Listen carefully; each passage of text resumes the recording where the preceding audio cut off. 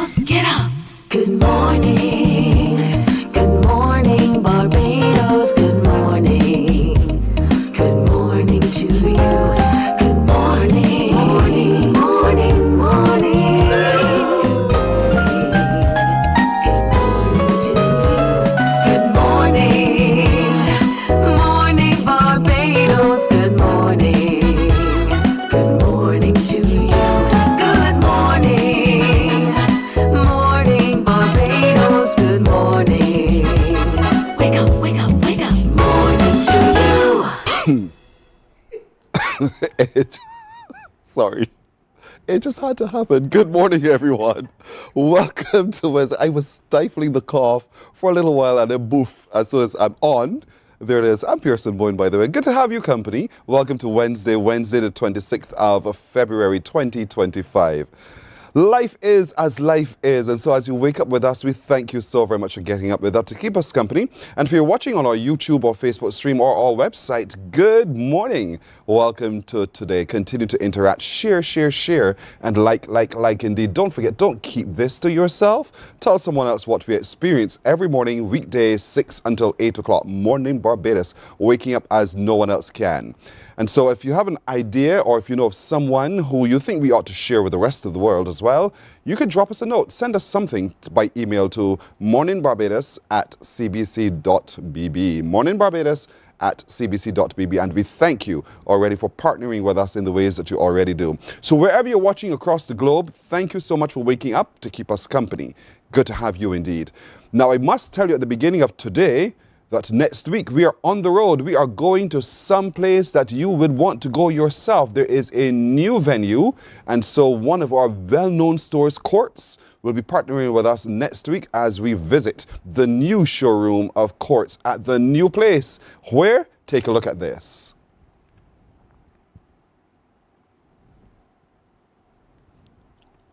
So this is where we're going next week, Monday to Friday. We're spending the week there at the new W Plaza at Welch's in the new showroom of Courts. They bring value home. We shall bring it to your homes as well. And so we want to give you an opportunity to get that bird's eye view into what the new location looks like and the different furnishings and options offered by the megastore Courts.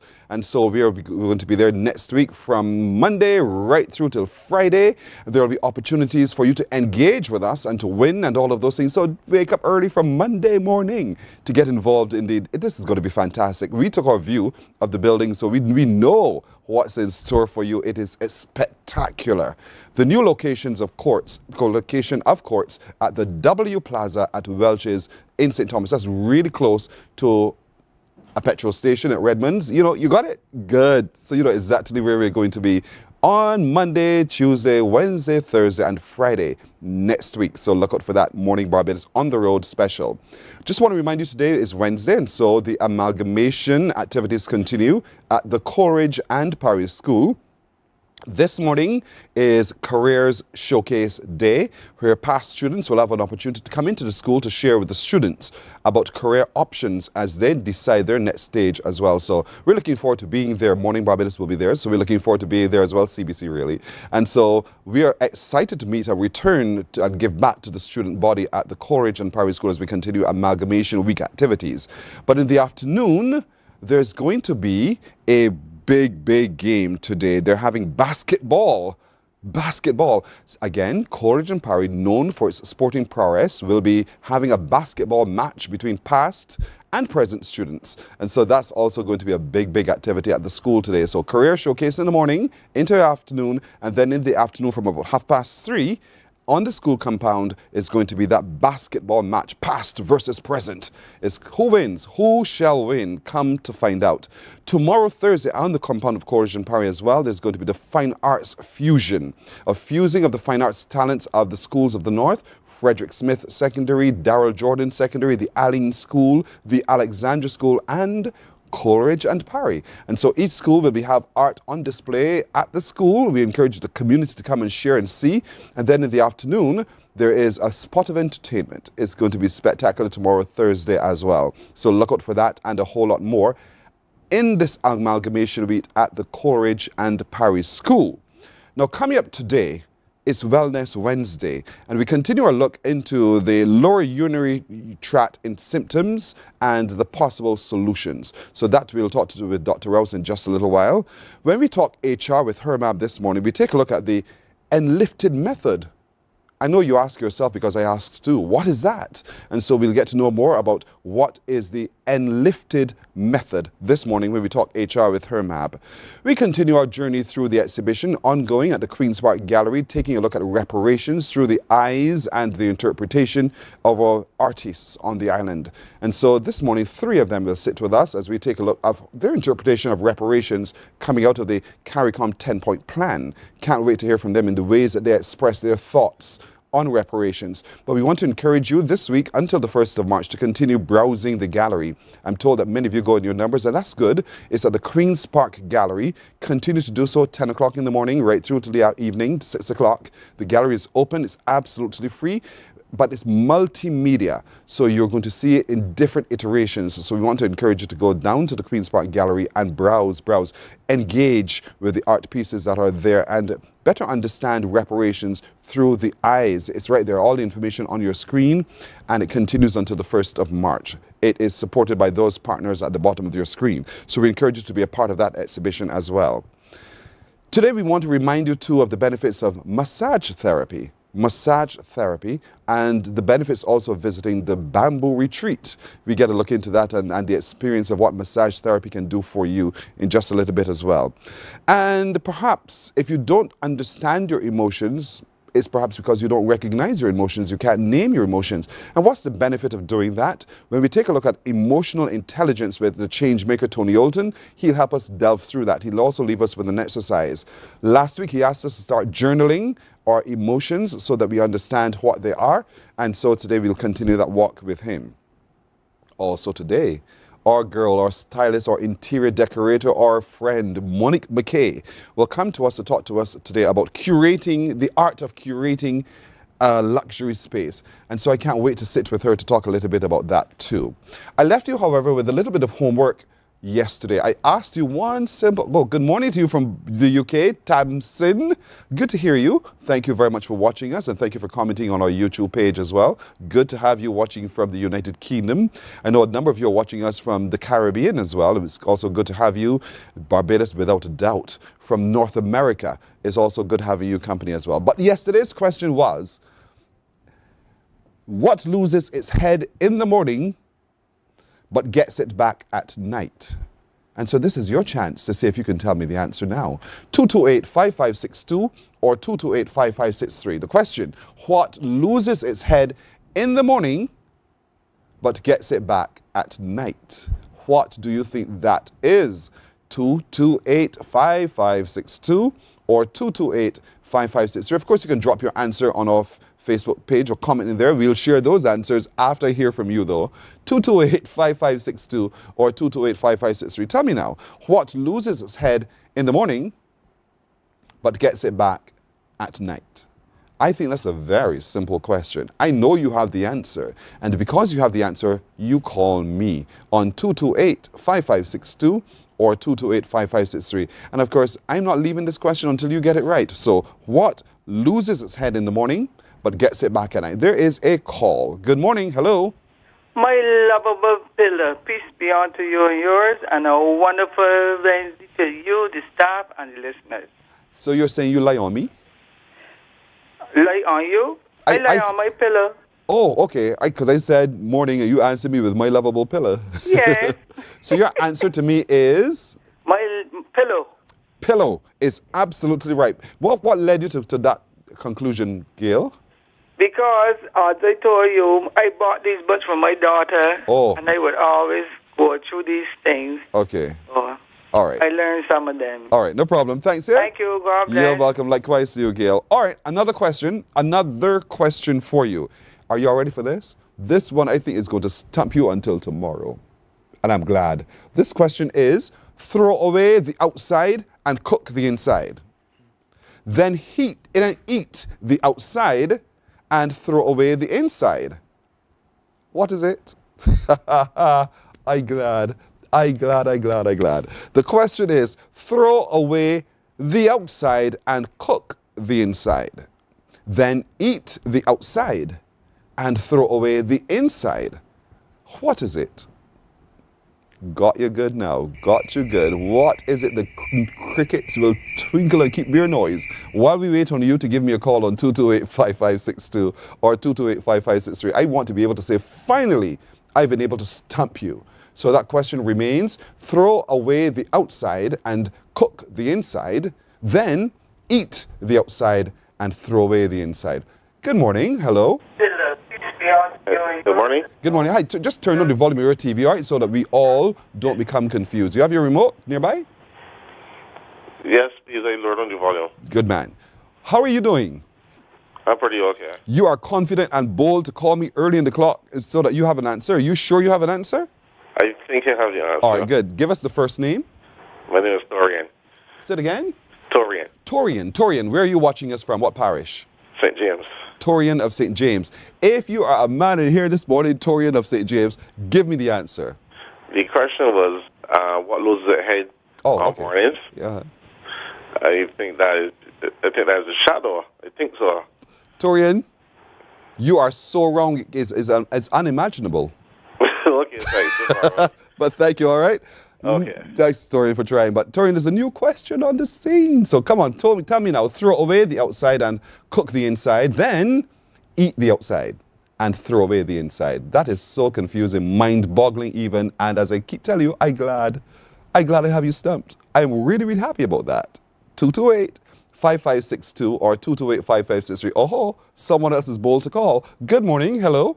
Good morning. Hi, how do you do? I'm good, and you? I'm very well, thank you for asking. Who am I talking to? Monica from Black Rock. Oh, Monica of Black Rock. You're up early, what happened? Yeah, you know it's up early, person. Outside in dark? No, it's bright. Oh, you live in a different part of Barbados, Black Rock. All right. It's bright now. Okay, Monica. You think you have the answer for me, Monica? Yes, please. What is your answer, Monica? You throw away the husk of the corn and you cook the inside. And you cook the kernels. Wait, throw away the outside and cook the inside. Yeah, you throw away the husk of the corn And cook the inside, and you which cook is the kernels. Okay. Then eat the outside and throw away the inside. The kernels. No.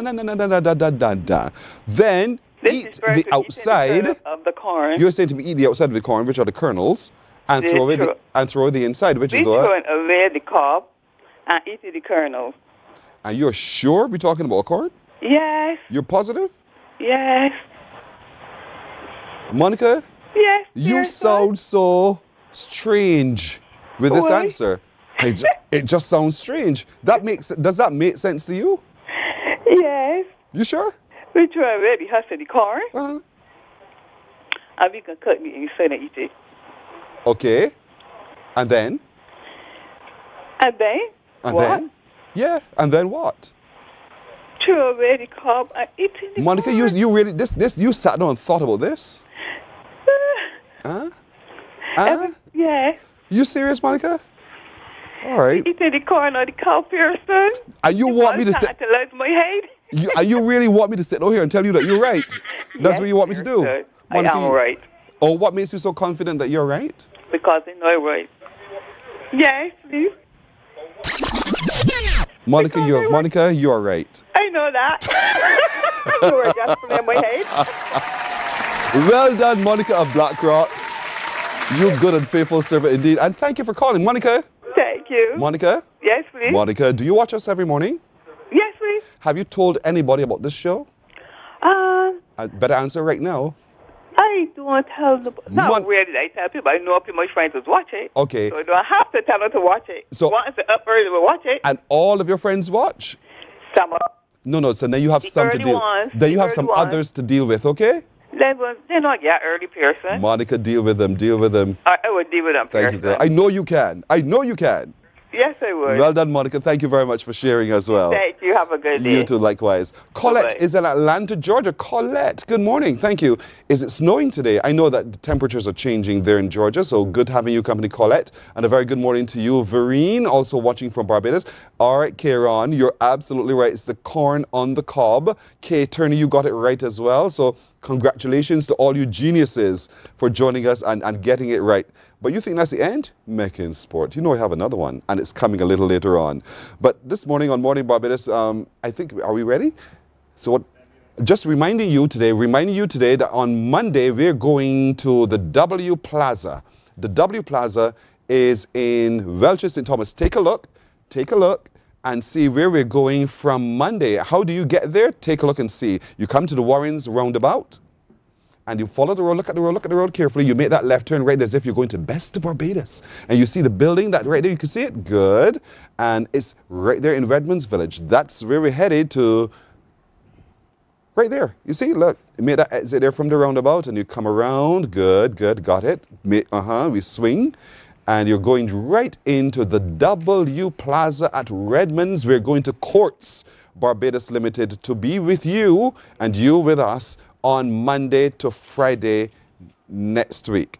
So I want to encourage you to come on down if you can and browse the store, see what's in there, buy what's in there as well. We promise you it's going to be absolutely delightful when you go to the new location of Courts at the W Plaza. But we will be there, so you too can get a look inside to get a sense of what you'll be engaging with when you go to Courts in Welches starting Monday. Morning Barbados live on location. All right. 17 and a half minutes now after the hour of 6 o'clock, this Wellness Wednesday, and also we're talking HR with Hermab. Happy to be joined this morning as we take a look at this very, very strange topic called enlifted, help me. Enlifted method. Yes, that's a method I'd never heard about, and that is Charles Jazzy Harper. He is a barber and coach of the enlifted method.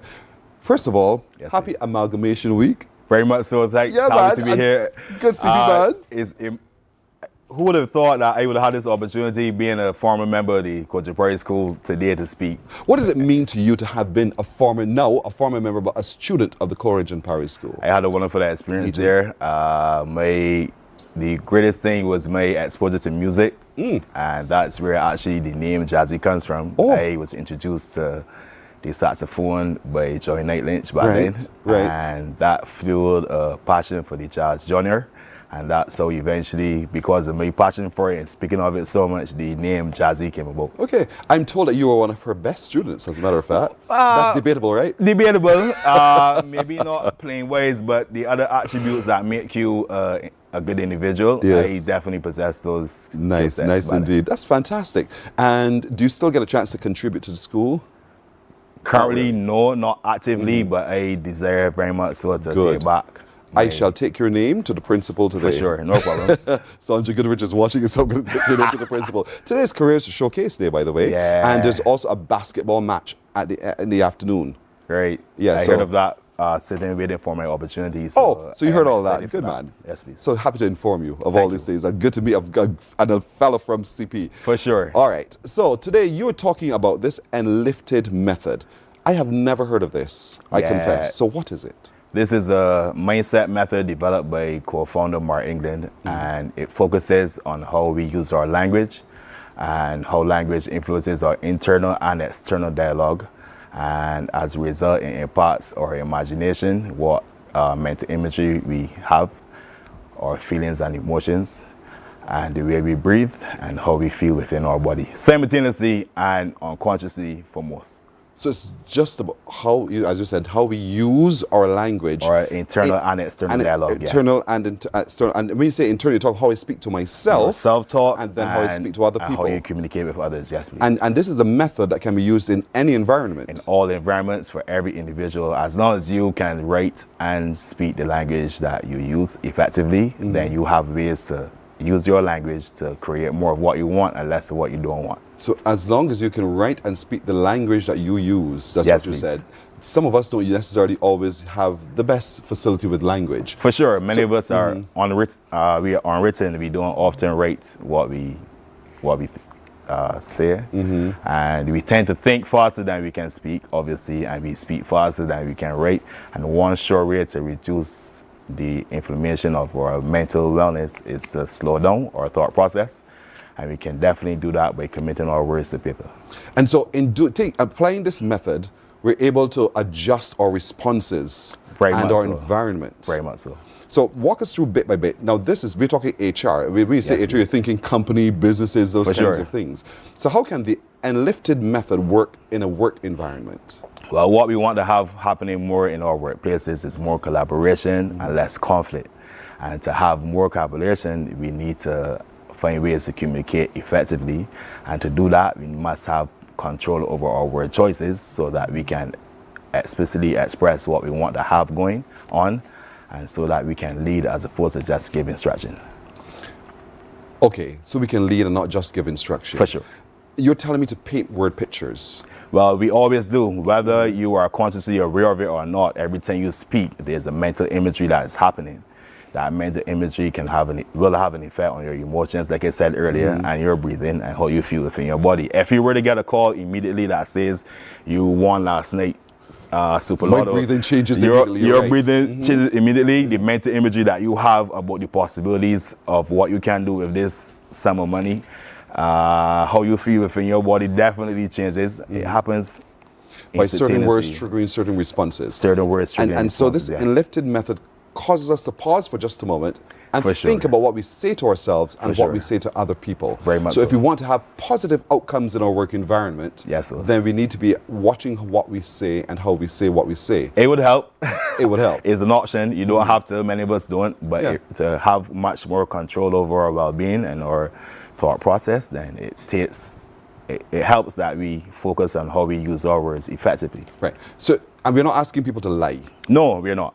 We're asking you to watch how you assess Correct. what's going on and then how you respond to what's going on Very much so. through words. Very much so. And because words do have power. Significantly so. So in the work environment, we're hearing all the time, I can't take this place anymore. For real. And what that does is it paints a image of all the worst case scenarios that can possibly happen.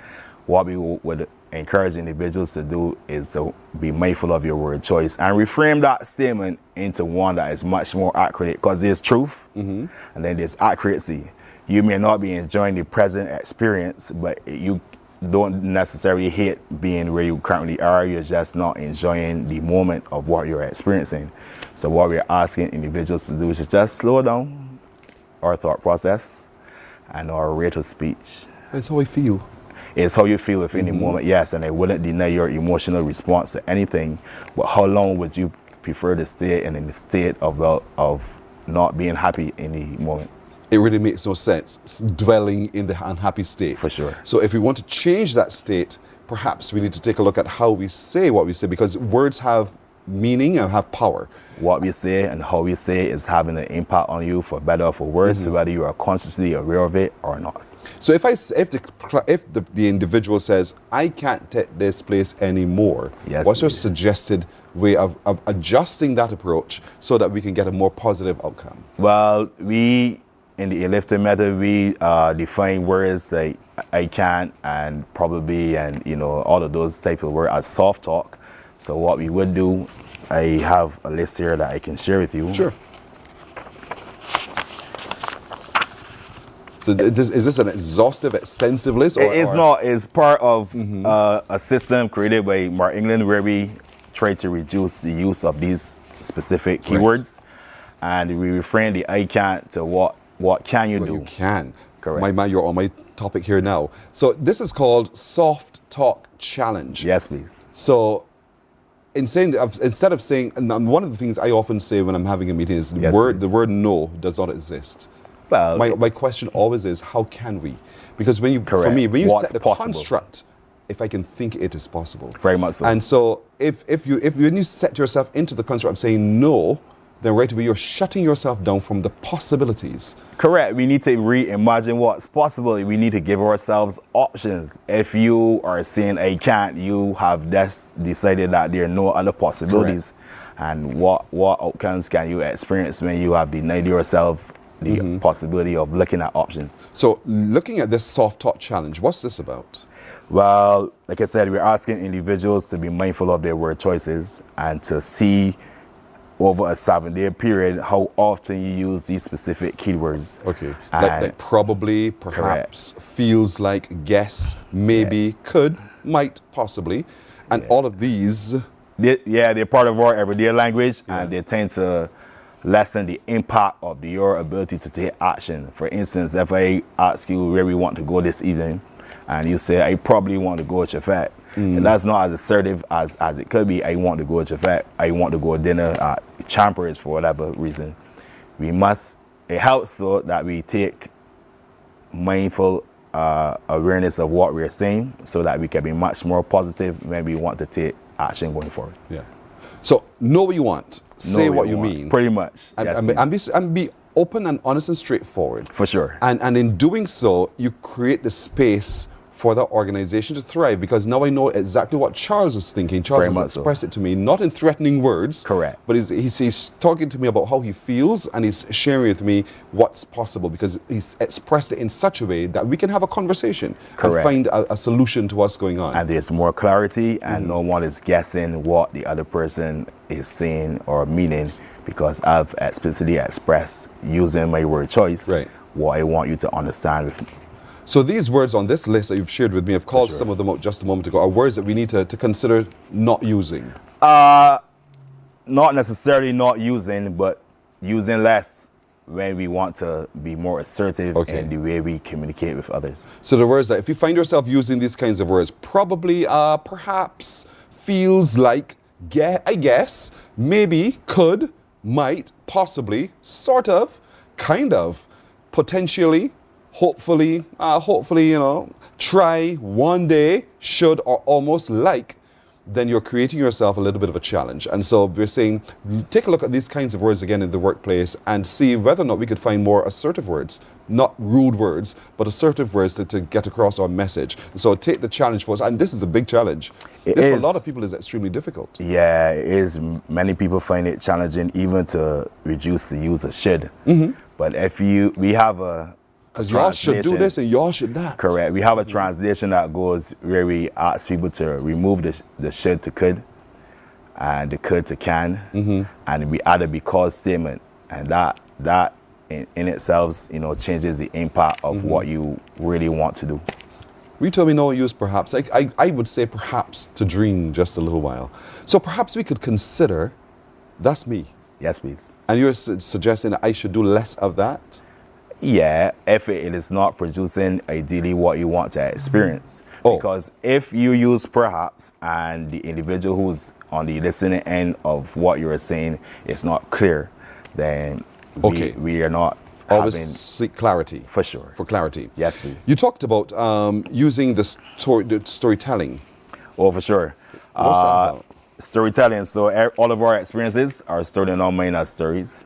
Experiences of the past, experiences of the present, and the way we tell ourselves that story is impacting how we experience all of our future and present day experiences. So you know someone right now who you can think about who has a negative story that they're always ready to tell you, something that has occurred to them in the past, which is still inflaming how they experience themselves today, relationship that didn't go well, and that story stored in the mind, unedited, and being told with inflammatory language is forcing that individual to be less than joyful. It shows on their face. The moment that they get the opportunity to tell it, you can see how it changes how they're experiencing themselves. So we're asking individuals to be mindful of those stories, to be mindful of your experiences, and to use your words much more effectively. And for those ones that are painful and frustrating, find a way to reframe them, not necessarily to change, what has occurred, but to change the impact of what has occurred, so that you no longer stay stuck thinking about what you can no longer impact because it's already occurred, but you're reducing your emotional intensity and how you allow it to impact you today. A little later on, we'll take a look at emotional intelligence as well, and naming how we feel.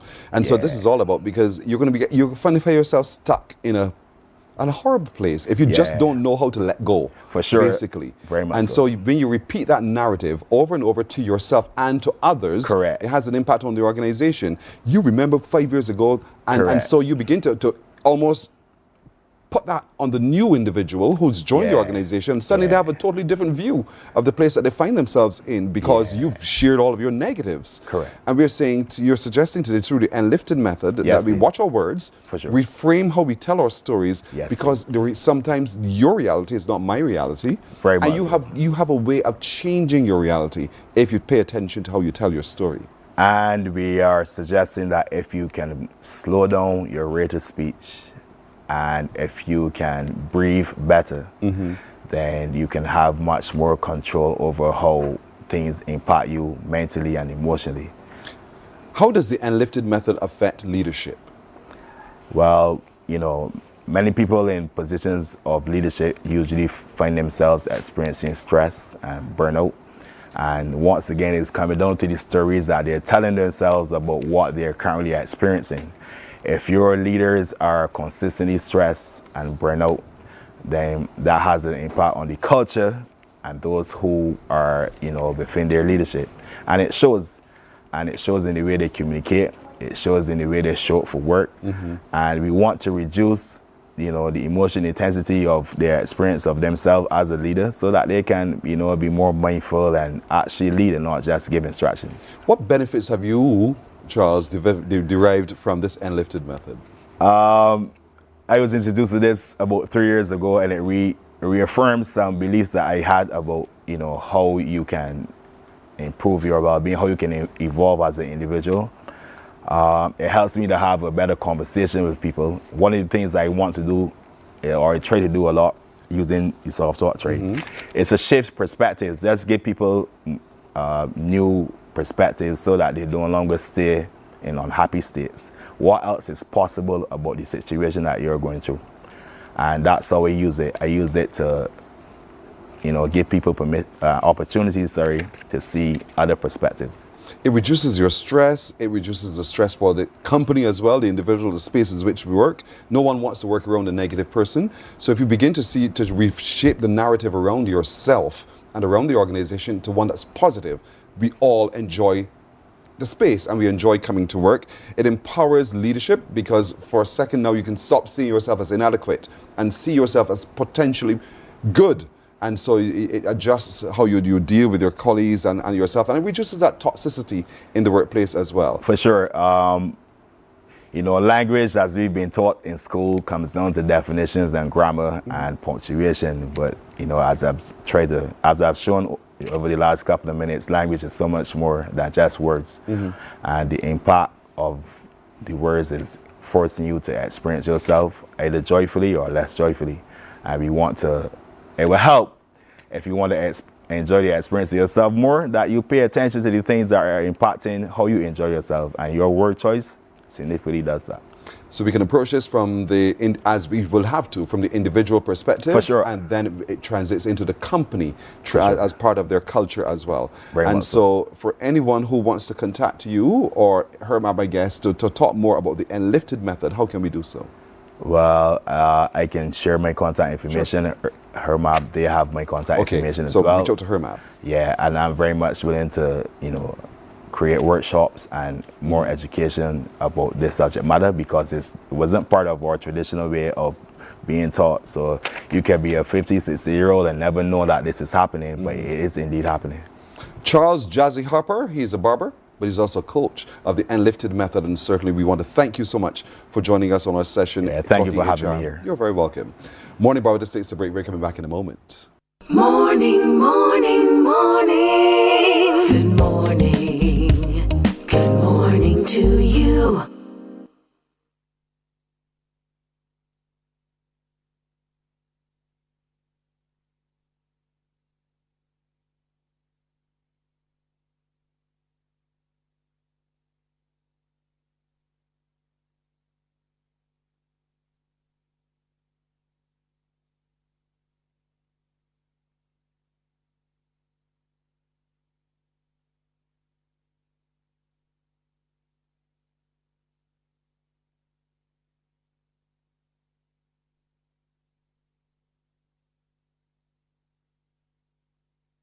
God will not give you a job.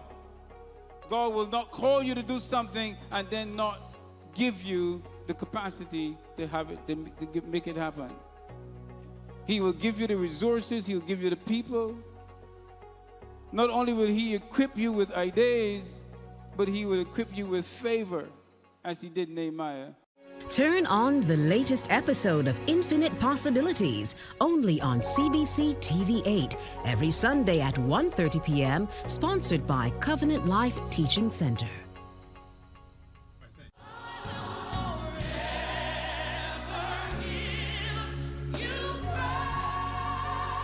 An hour of inspiration, celebration, soulful praise, and uplifting messages that will refresh your soul and fill your heart with joy.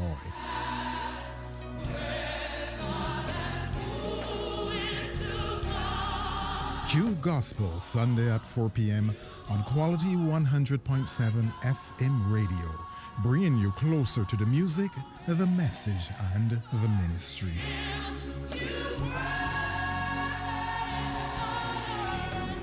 It's your Sunday moment of praise and purpose, where faith meets music.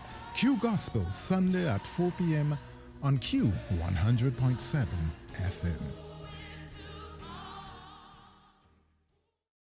Morning, morning, morning. Good morning. Good morning to you. 23 minutes now to the hour of 7 o'clock this Wellness Wednesday, and we're happy to be joined again by our man, Dr. Paul Rouse, our urologist, as we continue our look at the lower urinary tract symptoms and solutions as well. Dr. Rouse, good morning. Good morning. Thanks for having me again. One of the things I said to him when he walked out to set was, and you had to come in here in the same color scheme as me, of all things. After all, we've been accused of two bespectacled men and looking like one another, and here we are now. I was going to wear a tie as well, but I said, too much. That's it. And you know, my technical director said to me, that is your brother right there. All right. So the family's in the house. Yeah, question morning for you, quick before we start, just to get your brain going too. Okay. The question for you is, I cannot talk, but I always reply when spoken to. What am I? I cannot talk, but I always reply when spoken to. What am I?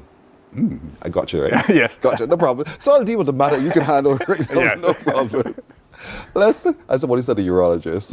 Yeah. Let's talk a little bit about what we're talking about here, the lower urinary tract infections. The last time we talked about management of it through the use of drugs and pharmaceuticals. But there are other ways that we can do so. So for our viewers, first of all, let's remind them of what we're talking about, lower urinary tract infections. Symptoms, sorry. Yes, yeah. And then what are some of the possible solutions? So again, lower urinary tract symptoms, mainly we're going to do it primarily from a man's perspective, because that's a lot of my work, in that these are symptoms are perceived to be coming from the lower urinary tract, urgent. So we either divide them into what we call the story symptoms, the symptoms when you're storing your urine, so frequency, urgency, that need to pass, poor flow, etc. Getting up at night, these are some of the symptoms. Pain, discomfort on passing urine. These are symptoms that are perceived to be coming from the lower urinary tract, coming from the lower urinary tract, namely your bladder, urethra, in men. Women can have them as well, but we'll focus a little bit more on the men today. Yes. In the last segment, we talked about how to manage that from a medical point of view, namely conservative with plant-based therapies or herbal remedies. And we also mentioned drugs, namely your alpha blockers, common things on the market like tamsulosin, Flomax, these sort of things, Truvera. And then the combination therapies with the ones that help to shrink the prostate gland. Namely in the market, we have dutasteride, finasteride, so Duodart, Avodart, these combination therapies, Truvera Max, these all help with your lower urinary tract symptoms. However, this may not work in all patients. And then we need to consider surgical management. And that's where I'm coming at as a urological surgeon. Obviously, this is my forte. This is what I've specialized in. So when your symptoms are so severe or they're refractory to medical therapy and you've tried your herbal remedies and it hasn't worked, dietary changes and things like that, then we have to consider surgical intervention. Traditionally, several years ago, it was open surgery where we made an incision from the belly button, usually down to the pubic area, and literally corrode the center of the prostate. So your prostate is very big, occluding, and then you just corrode the inside. You usually use your finger, glove finger, but let's face it, that technique is pretty much, well, we do reserve it for very, very large prostate. It still has a role in these very massive prostates, but by and large, most of these surgery now is either what we call a transurethral section of the prostate, where we use a little cutting loop to corrode the prostate, or what people call a scrape, so that's a TURP. Or we also have laser available here on island, where we can use the common technique we have here is PVP, or what we call photoselective vaporization of the prostate, or better known as green light laser, because the light is green. But there's also laser enucleation as well, where we can enucleate out the prostate, push that back into the bladder, and we then use a special instrument, a device called a modulator, just to remove the prostate tissue or the adenoma. When you talked about scoping out, and what does that do to the flow? Enucleation. That word. Right. So with an occluded prostate, you have very little room left. As the prostate gets larger due to BPH or aging, but then with whichever technique you're using, you're coring out, you're creating a good channel down which to pass your urine. So we can either use the cutting current, which is TRP, we can use the laser. There are also others available, not here in Barbados, but overseas. There's microwave therapy, there's Rezoom, there's Urolift that pins the prostate back. You name it, we've done it to this poor gland. So, but when you do that, you open up the space for the urine to flow. Correct. Can it close again? Yes, we always counsel patients very well. So because you're leaving back a rim of normal tissue on the outside, that can regrow over time. So traditionally with TRP, we'd say that you have a failure rate of 10% at 5 years. So 1 out of 10 men that we operate on will get regrowth of their prostate with time and may need further surgical intervention. But that's right, that's 1 out of 10. Yeah. And but so the other 9 should generally be able... have a very good outcome. Yes. That's good to know. So And is that a painful exercise, and how long after does one recuperate? Yes. So you can imagine, though, because you're removing the prostate is very vascular, one of the biggest potential issues is bleeding. So that's where the laser techniques have come in to supersede the TRP to a certain extent from that point of view. So I wouldn't say it's a very painful procedure. So I work very well with my anesthetic colleagues. We can do things such as spinal anesthetic, what we call preemptive analgesia. So it made the experience a lot more pleasant. So a lot of patients actually afterwards say it isn't as painful as they thought. You do have a catheter in, a small tube in the bladder afterwards. It's just a small tube. It's uncomfortable, but it's not painful. Okay. Most of the time it's uncomfortable. Usually we'll be in for a day or two after the surgery. We usually like to get it out I usually like to get it out the following day after surgery. Once you're passing your urine okay, you go home without the catheter. Sore? Yeah. It is uncomfortable. Yeah. Yes. Okay. But we try not to leave it in for a prolonged period of time. Right. But every patient is different. But by and large, most patients, either on the next day after surgery or the following day, can have the catheter out.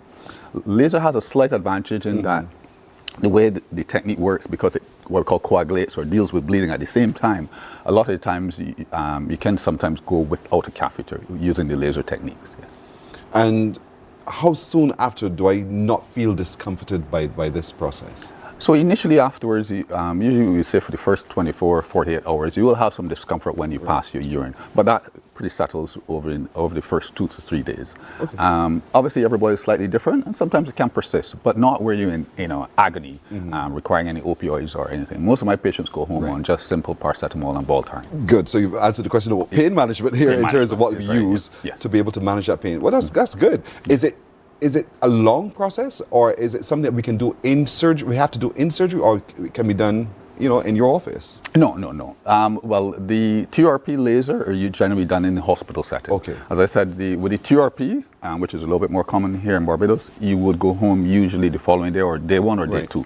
With the laser technique, because of how it works, you will have a catheter in, but you can go home with the catheter, and usually then you'll be seen. Well, so when I was doing laser technique, you go home with the catheter, and then we bring you back to the office the next day and do a trial without catheter. So we take the catheter out the next day. You got to forgive this ignorant boy. So in terms of possibility for infection, that kind of thing. Yes. Yes, there's a risk of infection, but this is generally usually clean surgery. So you will have antibiotic prophylaxis at the time of surgery. So we'll give you some antibiotics at the time of surgery. Usually we'll do a pre-op, what we call urine culture, to make sure that your urine is clear. If your urine is nice and clear, we'll just give you perioperative antibiotics. But if you're concerned about infection, we can continue antibiotics for a few days after the operation as well. And because we have such a large female audience, I know they're listening, because they're also observing the changes in their male partners and their boys and their sons. And so if you're seeing he's constantly waking up at night and having to go to the bathroom, and you notice that you're not hearing, because it's the noise you'll hear. Yeah, that flow is dripping rather than a good, powerful stream. then perhaps you need to start taking a look. Yes. So, as I said, you notice I always say start with seeing your general practitioner. You don't necessarily need to come directly to a surgeon. Yes. Our general practitioners are well educated. They will start you and they will first discuss with you your normal lifestyle changes. Because, for example, a lot of people take a lot of water at night because during the day they don't want to be running to the bathroom, and then at night they're consuming copious amounts of urine. So then you would get up during the night. But your GPs can really start with the lifestyle changes, cutting out the caffeine in your diet. Tea, coffee, not so good. It sends you to the bathroom pretty often. Yes. Guilty as charged. Guilty as charged. Having high sugary drinks, not good not only for diabetes and hypertension, etc., but also not so good for your bladder function. So GPs will really start with the lifestyle changes first, discuss with you dietary changes. If need be, start you on medical therapy with the Tamsulo, with the alpha blockers, the 5-alpha reductase inhibitors, or the combination therapies. And then if that doesn't work, if you're still bothered by your symptoms, then that's the time you really need then to come over and have a chat with a surgeon. At least a consultation. At least a consultation. And then you'll guide us from where we go. Are you finding more and more younger men are presenting with these situations? Yes, I'm really can say over the last 5 years since I've been back that a lot of more men are clued about their health, and they're coming to see myself a lot more earlier. So I'm picking up some men sometimes in their late 30s and 40s with lower urinary tract symptoms, wanting to have that consultation. And a lot of times, usually in younger men, it's usually more the lifestyle factors, fluid intake, taking a lot of fluids at night rather than during the day when they want to work. Looking out for those high caffeine drinks, these energy drinks that a lot of us like to take. They're good for giving you that little boost, but they're also good for your bladder function. So usually most of the times it can be lifestyle changes, getting rid of stress. Stress is very, it can really, you can literally scare yourself. So what's happening mentally can affect not only your bladder function and voiding function, but also your passing stool and stuff like that. So dealing with those things first, and then if that doesn't work, we can then talk about the medical therapy. Usually in younger men, we shy away from surgery because we didn't go into it, but one of the problems with surgery on the prostate is that it can cause issues with dry ejaculation or no antegrade ejaculation. So because a lot of younger men will be still not have completed their families, we tend not to intervene surgically in younger men, or at least until they're fairly confident that they've completed their family. Usually most of the time that men would have need to have surgical interventions, usually over 50. Usually by then most men have completed their families. So that issue with dry ejaculation and not being infertility is not an issue usually, and in that age group. Dr. Rouse, thank you. This older man is listening very, very keenly to what you're saying. You're dealing with so many of our other audience members as well. But it's good good to have, and good to know that there are solutions. There are medical options as well as other options. Patricia Ben, I do hope that our brothers in Barbados are paying close attention to the information that Dr. Rouse is sharing. Is very important. And so our online viewers are commenting among themselves and commenting to people who are going to watch this a little later on as well. So I do thank you as well for continuing to enlighten us about lower urinary tract infections and the possible symptoms and solutions as well. So thank you again. Good morning, Barbara. You still haven't answered my question? That's all right. Morning, Barbados comes right back in just a moment. Morning, morning, morning. Good morning. Good morning to you.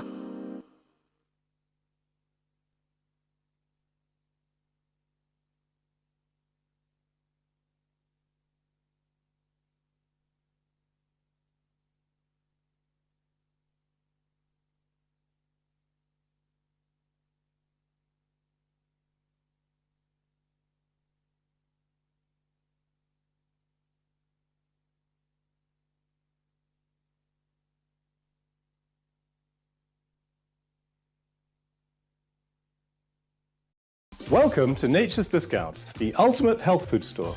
At Nature's Discount, we have thousands of quality products at great prices. Hi guys, Dottie here with Nature's Discount, and today we are talking about Solar Ray, microbiome, probiotics, and why you should be taking them. And we have well over 3,000 amazing products to help you get healthy. For your health. Morning, morning, morning. Good morning. Good morning to you.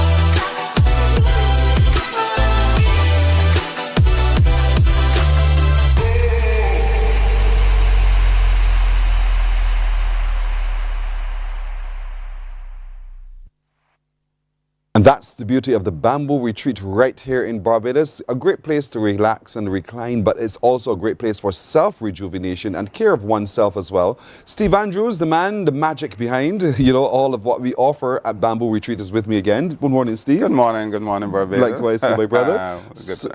Let's interesting enough, let's continue talking about what Dr. Rose was just talking about, stress and its impact on the body and how what you do can help us manage that. Well, I guess a lot of us don't understand, as the doctor was saying, the impact. Stress is one of the most deadliest diseases that we can think about.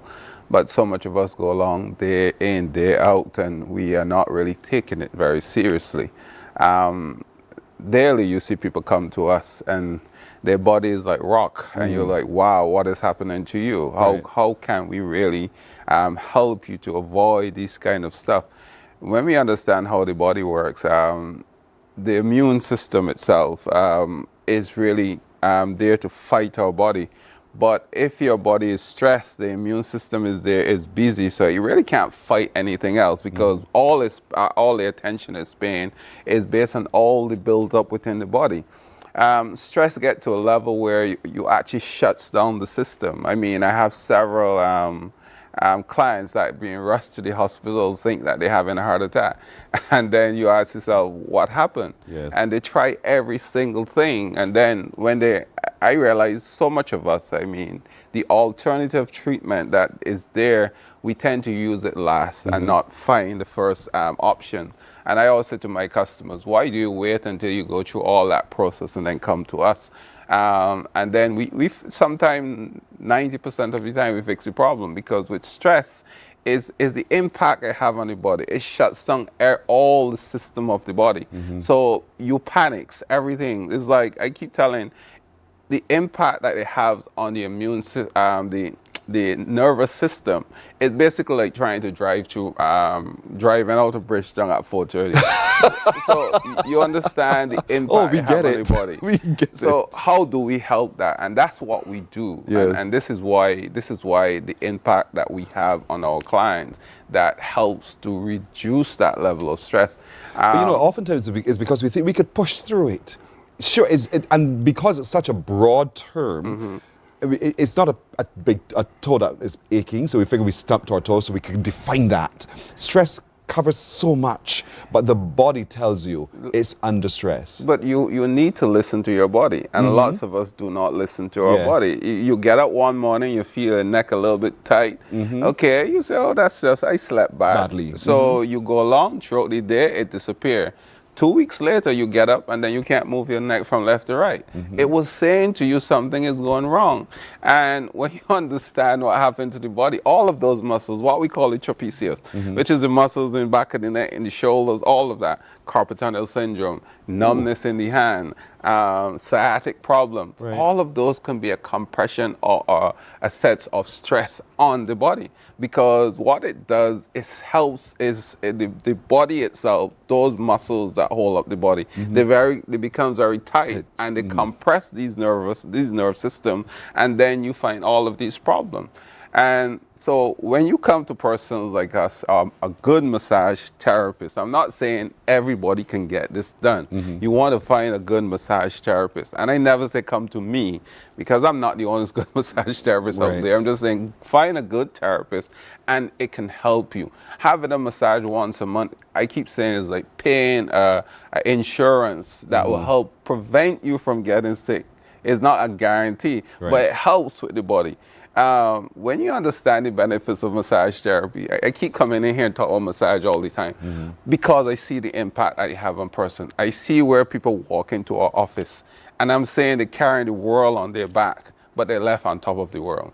And so these are why I'm really pushing this for us. There's a tool that we can use that will help us to reduce our stress level. There's a tool out there that is not very expensive. Yes. Because when you start adding the cost of being going down the road and something happened, trying to figure out what happened to you, the mental stress, emotional stress, the physical stress, because you don't know what is happening to you. So if we really spend time in really understanding our body, listening to your body, and preventative care. Yes. Preventative care is very, very important, because I keep saying to my client, you can replace your car, you can replace your house, but you can never ever replace the body. None of the parts ever works the same. You can't find them in the store so easily.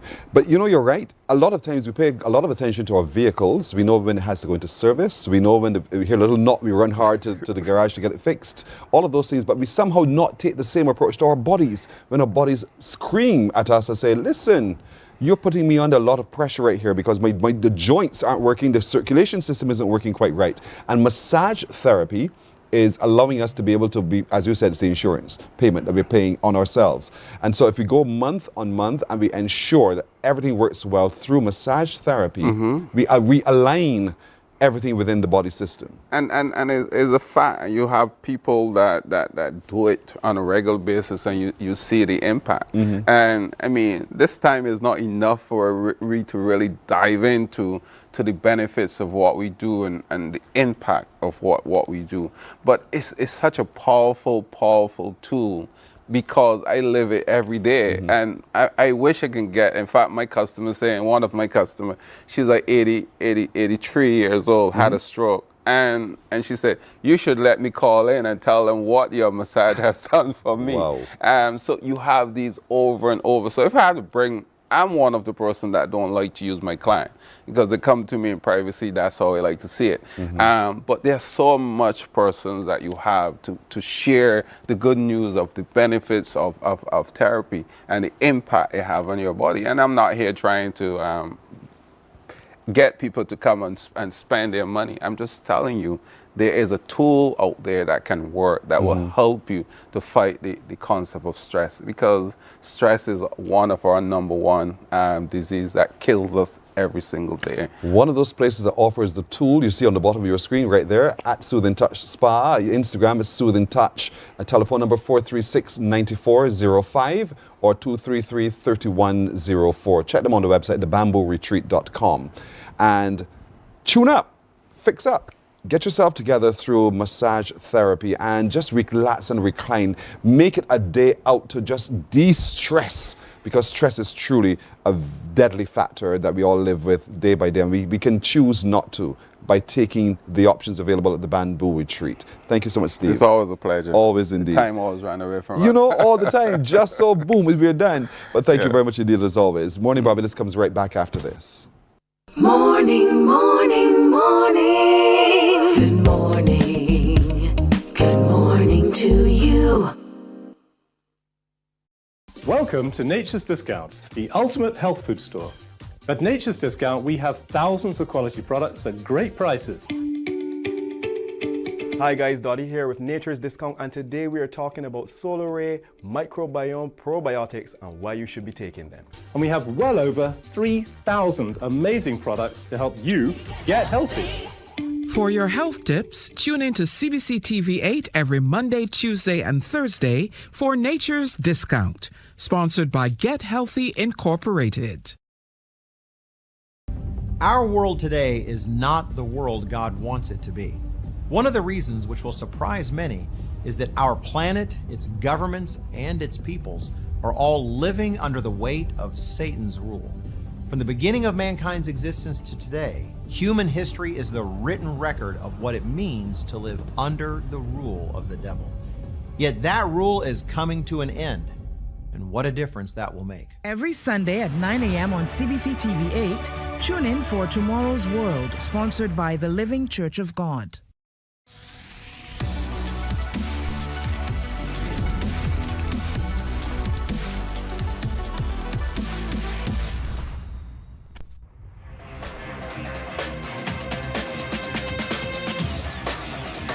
Morning, morning, morning. Good morning. Good morning to you. Let's take a look at the news now. 2 ministers of government have been relieved of their portfolios amid several changes to the cabinet of Barbados. Prime Minister Mia Amor Motley made that announcement yesterday. Earlier today, I received a letter from the Honourable Corey Lane asking to be relieved of his ministerial responsibilities so that he may spend more time with his family and to be able to give the government the opportunity to be able to ensure that it is in no way affected by anything related to charges. He has asked that he be noted for his complete innocence in these matters, and he is entitled to that. At the same time, I received a letter from the Honourable Marcia Cadell asking to be relieved of her duties with immediate effect. I have therefore accordingly informed Her Excellency President of Barbados, the Most Honourable Dame Sandra Mason, of changes that become effective tomorrow, February 26. I've asked the Honourable Kirk Humphrey to take responsibility as Minister of People Empowerment and Elderly Affairs for the task now of crime prevention.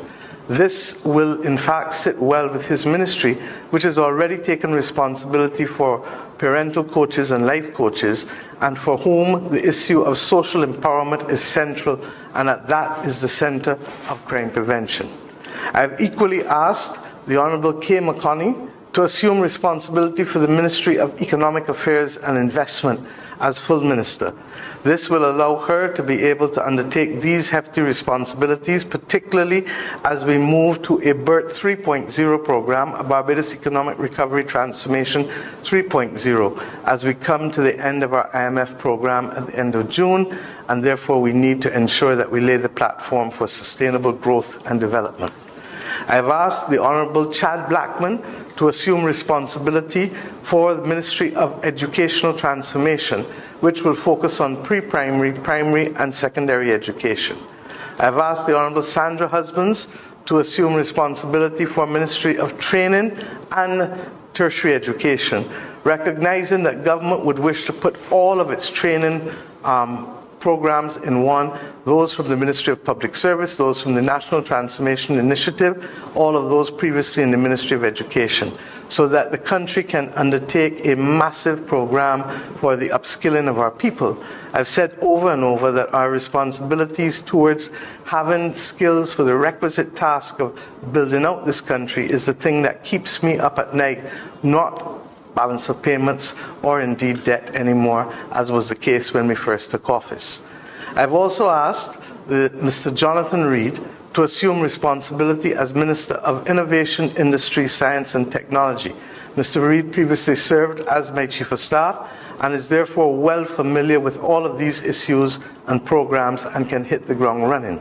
To accommodate Mr. Reid's appointment, I've asked, and she has agreed, Dr. Crystal Haynes to be able to allow us to manage the exigencies of these appointments, and therefore Mr. Reid will replace her as a senator in the Honourable Senate of the Barbados Parliament.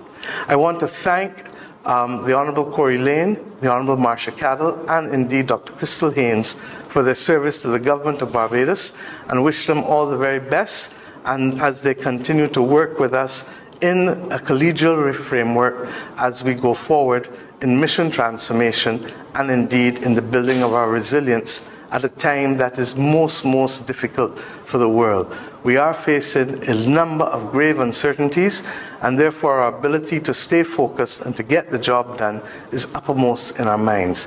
I want to thank you and look forward to working with all of you as we stay focused on that journey. Well, tourism, the engine of the Barbados economy, continues to record year-on-year improvements, and tourism officials are predicting a stellar performance again this year, with summer already looking like a bumper period. Rachel Agard attended the first quarterly meeting of the Barbados Hotel and Tourism Association. She files this report. Barbados enjoyed an increase in both air and cruise tourism last year. This has been reported by Chairman of the Barbados Hotel and Tourism Association, Javon Griffith. He says the U.S. market saw an impressive 29% surge of visitors, Canada a notable 13% increase, CARICOM a 4.7% rise, while the UK arrivals declined by 2% and the European by 1.7%. Additionally, the island closed 2024 with a 1.7% increase in stay-over visitors. Mr. Griffith expects this year's figures to be even higher. He says as of February 15th, in-house data shows average occupancy rates at accommodation members as high as 81%, while hotels have reported occupancy in the high 90s. Summer bookings are also gaining momentum, with post-winter occupancy already averaging above 50%. And this data is based on submissions from 48 hotel members across all categories, representing a total of 4,547 hotel rooms. Additionally, Barbados will host a West Indies versus Australia test match at Kensington Oval from June 25th to 29th, 2025. This event is expected to provide a strong boost for our members as the summer season begins. As regathering celebrations continue across the island, we anticipate increased arrivals from the diaspora, particularly around the Crop Over Festival, further strengthening summer travel demand to Barbados. Mr. Griffith adds that cruise arrivals experienced a 24.5% growth, while cruise calls saw a 14% increase. Barbados will also welcome inaugural calls from a number of cruise liners, with the Ritz-Carlton Ilma already making its first visit. As a globally recognized leader in luxury hospitality, the Ritz-Carlton brand choosing Bridgetown for 5 calls this winter underscores Barbados' growing reputation as a premier travel destination. Looking ahead, Barbados will welcome another inaugural cruise call on March 11th with the Mitsui Ocean Fuji, a Japanese luxury cruise ship operated by Mitsui OSK Lines. Meanwhile, Chief Executive Officer Ryan Ford says new upgrades for the BHTA will be coming on stream within the coming months. These include tourist attractions, restaurants, and hotel properties, but he stresses there is more work to be done. He adds the BHTA has already completed the first phase of its website, which is expected to be completed before the end of 2025. Hotel properties such as All Seasons Europa, South Gap, Coconut Court, Sugar Bay, Blue Orchid, Coral Mist, Sandpiper, and others have invested millions into refurbishments and upgrades. These are all indigenous, locally owned hotel companies I have mentioned. Apart from those, the Marriott, formerly Elegant Group, has invested almost $100 million, which will see 5 of their 7 properties refurbished before the end of the year and another by midsummer next year. Mr. Ford would also like to see more data sharing among stakeholders to allow for better planning for the industry. Rachel Agard, CBC News. Thanks, Rachel. Barbadians will soon be able to apply for license permit, learner's permits, and driver's licenses online. Deputy Prime Minister Cynthia Bradshaw announced that the driver's license management system will be introduced to the public by the end of March. Speaking during the estimates debate, she indicated that the new system is a part of the move to modernize the Barbados Licensing Authority. It would also facilitate them getting the card and the appointment to get the card. And there would also be a reminder system that will be onboarded to allow for persons to renew their driver's license card, so that you get a prompt after when you are ready to renew the driver's license that time is about to expire and that you can go online and pay for these services.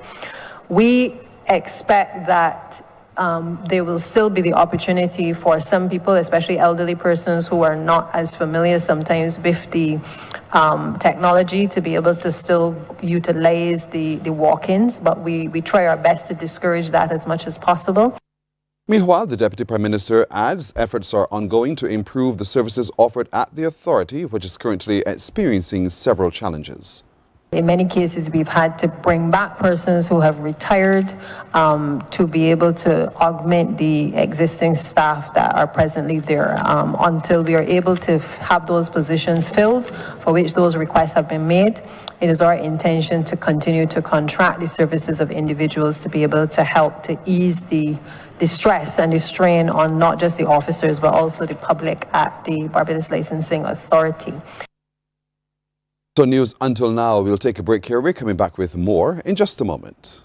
Morning, morning, morning. Good morning. Good morning to you.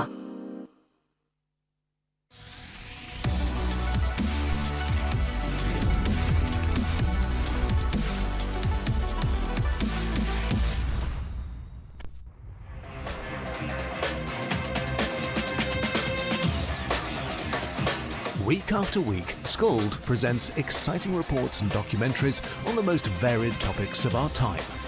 Spectacular developments and innovations, lifestyle and trends of tomorrow, mobility and tourism, health news, highlights from art and culture. Each contribution grabs the viewer with extraordinary images and stories and takes him into fascinating worlds which he experiences here exclusively and up close. We're there when companies and specialists develop super satellites for a global network in space and can look behind the scenes. Scold is a window to everything that is there or is yet to come. Fly with us through time to better understand today and tomorrow. You've always wanted that. Scold, a look into the future.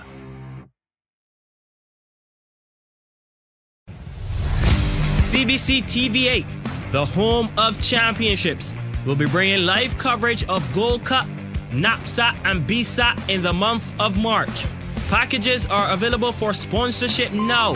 Contact your CBC sales representative today or call 467-5559.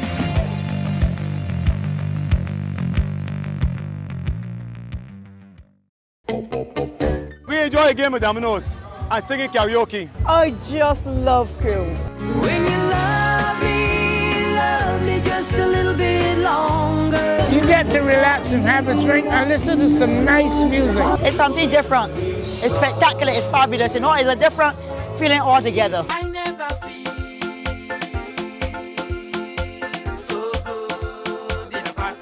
Follow me to Q in the Community this Thursday.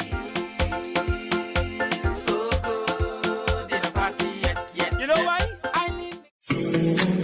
The facts. Morning, morning, morning. Good morning. Good morning to you. 14 minutes after 7 o'clock now. I shan't go any further on this February day without saluting this man. Sir Everton de Courcy Weeks, who would have celebrated his 100th birthday today had he been alive. The Barbadian cricket legend died at the age of 95 on July the 1st, 2020. He formed part of the famous 3Ws batting trio of Sir Frank Worrell, Everton Weeks and Clyde Walcott, who represented the West Indies with distinction during the 1940s and the 1950s, and he was knighted in 1995. Now, during his outstanding international career, he played 48 test matches, scored 4,455 runs with an average of 58.6 with 15 centuries, and his remarkable consecutive centuries in test cricket remains a world record. Now, at the first class level, Weeks made a whopping 12,010 runs with 36 centuries at an impressive batting average of 55.34. That's in 152 matches. Now, Sir Everton was awarded the Member of the Order of the British Empire, Commander of the Order of the British Empire, and was also appointed an International Cricket Council match referee. Sir Everton de Courcy Weeks has inspired many generations of players, displayed excellence on the field of play, and exhibited humility throughout his life. We again salute with the Barbados Cricket Association Sir Everton Weeks for his many outstanding contributions to cricket. Thanks to the Manager of Marketing and Communications, Stevens Leslie, for reminding us that today would have been his 100th birthday today, the late Sir Everton de Courcy Weeks, a Barbadian and West Indian of great note indeed. So, well done.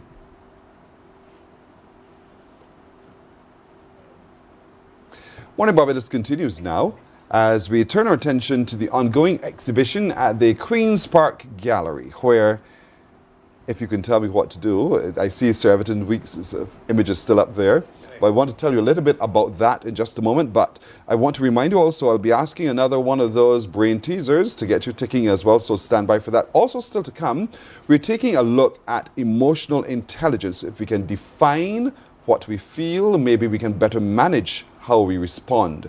And so, as we asked last week, I hope you've been doing, we've been asking you last week, as we've been doing, we asked you to start journaling what your experiences are and how you responded, and perhaps out of that you begin to get a sense of what it is that you're feeling. We'll be talking to Tony Olton in just a little while about naming your emotions so we can manage our emotions better. But as I started to tell you, we'll continue our journey into the art gallery, the Queen's Park Gallery, as we take a look at reparations through the eyes of a number of Barbadian artists. This exhibition continues until the 1st of March, 10 o'clock to 6 o'clock each day. And so they want you to come and engage as well. But we're seeing this whole question of reparations through the eyes of this young man who joins me now. He tells me he's only 24 years old. His name is Aaron Trotman. Aaron, good morning to you. Good morning, sir. Thank you for joining us on Morning Barbados. No problem. Are you excited about the exhibition and your work on show? Yeah, it's a great opportunity, but a lot of people don't notice that it's not just a Barbados exhibition, it's also happening in Jamaica, and then next month it's going to happen in Trinidad. Yeah, so we know that. Right. We know it's Okay. a tri-nation thing. Right. But in Barbados in particular, yours is there. For 24 years now, you've been doing art. Sounds like that, feels like that, doesn't it? Playing around with art, but then taking it serious for the past 3 years, I would say. But I always had the passion for it, but like during school, I kind of lost the passion a bit, but eventually I picked it back up, as I said, the past 3 years, and then sharpened my skills and I got pretty decent. How do you describe what you do? Expression is the best word. Yeah. Why is that word the best word? Because like a musician would express himself through song, an artist would express himself through paper. And when I'm thinking about a cool concept, I ain't gonna sing about it because I can't sing. Right, so you'll express it in art. Play it on paper. So you express a range of emotions, or are you coming from one set of emotions? Sometimes we find ourselves being channeled in a particular way only. I would say a range because you don't feel one way all the time. Sometimes you'll be happy and you'll draw a happy drawing, and sometimes you'll be sad and draw a depressing drawing. But it's always like a range. But you work with what materials do you work with when you do your work? I do graphite, which is pencil. I recently started charcoal, and then the medium everybody loves now is the ultraviolet light that it could shine. You're the one who does that? Yeah. We've been talking about you all week long about this wonderful work that you do or have done. And how does that work? So it's an ultraviolet ink I would use. Is this what we're looking at on the screen right now? Yes, please. So it would look totally different at night, but I have certain lights you could shine on it to show it during the day. But so if I were to walk into the gallery now, I just see a piece of art. Right. But until certain light is shone on it, it then would unveil a different part of the art. How difficult was that? Funnily enough, the more difficult part of the drawing is the normal pencil part. Really? Yeah. This is the more fun, like additive addition to the piece. But it's kind of a tedious application because you can't make any mistakes with it. Right. If you make a mistake, it will show. You can't rub it up. So, and how long did it take you to put that piece together? These pieces take like a week of drawing. Again, the hardest part is always with the pencil because there's a lot of skill. So it took you about a week? Yeah. Or so to a week. I finish? A lot of people ask me, but I don't really like time yourself. Yeah, time myself. You I just know do exactly. I just draw. I understand you perfectly. That's why I was able to help you there. And so, what does that piece for you represent? The piece, I have two pieces in the gallery. One of them is, in my head, I just call it Old Africa. And then the other one, I just call the Old Caribbean. Obviously, they have different names. All right, so Old Africa is the one in this picture to your right? To the left of me right there, the actual title is Mawapo, but it represents Old Africa. And for the topic of reparations, I wanted to show pieces of our history that we kind of lost. So this is history and memory of Old Africa. So this is the Old Caribbean one. So like the point was to show that we lost this part of our culture. So we don't see anybody, like a couple Carrying the baby decades strapped to the back like that. A couple decades ago, you'll probably see somebody walking around like this, but I wanted to show that it's kind of gone, which is kind of a sad concept to think of, but it's true. Why do you call it sad? Because losing a part of your history is kind of sad, and that's just the truth. But life evolves, doesn't it? And so in the evolution of time, you think there's a bit of sadness. Yeah, but that's my interpretation. I know. For my pieces, I don't like to say what this piece means. I like to give my interpretation. So I would say, rather than saying this piece is a sad piece, I would say, well, my thought process during this piece was leaning more towards the sad side. Okay. Right. So these pieces representing more of a morbid image of our history. Yeah. A history lost. History a part lost. of our history that's lost. Correct. And for you, that is unfortunate that we've given that up. But sometimes you have to give something up to get something new. Yeah. And so have you also been able to document in any way what's new and what's exciting? And how does that work for you? The new part of Caribbean history, I'm more used to drawing. So like more modern looking women I would normally draw, but for this exhibit I kind of went back in time. Okay. Yeah. And currently I kind of going back in time and looking at different tribes in Africa and stuff. Because I think there's some value to knowing your history and knowing your roots. But like as I say, my point isn't to tell you that the value of it. My point is to show you what you think. Right. And so inspire thought. what's your message? How does reparations tie into everything that you're showing in the gallery? My point is to inspire the discussion. So when you look at my piece, I don't want you to be, yo, we need reparations. Like, you could think that if you want, but I want you to look at it and think about the topic in general. I just like inspire that thought in your head. That's just my point. What do you know of reparations? Well, that's like going into a personal debate, but I think it's something. And it's a debate you don't want to go into? Is that what you're saying?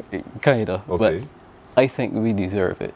It's something we deserve, but the practical applications of it is like a more detailed, complex discussion. And I think that's the point of the exhibition, is to show the practical, it's to inspire the thought of it, but then like the 10-point plan is to show the practical application of it. Yeah. So if you were placed in that position to talk about the application of it, as you term it, what would be the first thing that comes to your mind to say, you know, I think we should apply it in this particular way? Like I said, this is more a debate for it, but I'm asking you. Yeah, it would be the more practical part of reparations to me would be compensation, but not necessarily monetary compensation, but like helping, like one of the points in the 10-point plan, I think, is helping to build the connection between our culture and African culture, and that's important. And then obviously monetary compensation will always help, but then it's but that's complexities. not the most important right, thing. it's not, and it's not the only thing. Or the only thing. Right. All right, but today there's also the artist spotlight. Are you, are you there? Yes, please. And are you looking forward to that? Yeah, talking about it. Why are you looking forward to that? Mostly to learn about it, mostly to learn about reparations, because as an artist, I ain't really into the, the specifics of the discussion. I just like to make creative pieces, but I kind of want to learn about the topic because I'm interested in our history. How much of that then, this interest in history, has led you to how you represent your work? Right now, the last, I would say, 6 pieces I've drawn is a lot of African culture, a lot of African history, tribes, tattoos, masks, and it teaches me a lot about that part of where we come from. But I hope that as I, grow as an artist, my curiosity also grows, and it grows out of just Africa. It grows into different parts of the world. But I'm kind of excited to see where it goes. Right. But so far, based on what you've been able to research from your own passion for history, what does it tell you about yourself? Like I said, it's telling me a sad story. Like, there's a direct cutoff part in our history, and we also know that why the cutoff was, it was a harsh, it's slavery. A kind of like a hard thing to realize, but it's the reality of it, and I like to indulge myself in reality, whether or not it's hard or not. Okay. So this exhibition takes us through the journey, through your eyes and the other artists' eyes, of your view of reparations and what can be done, and representing it in art. And so Aaron Trotman is one of those who's on display in the art gallery.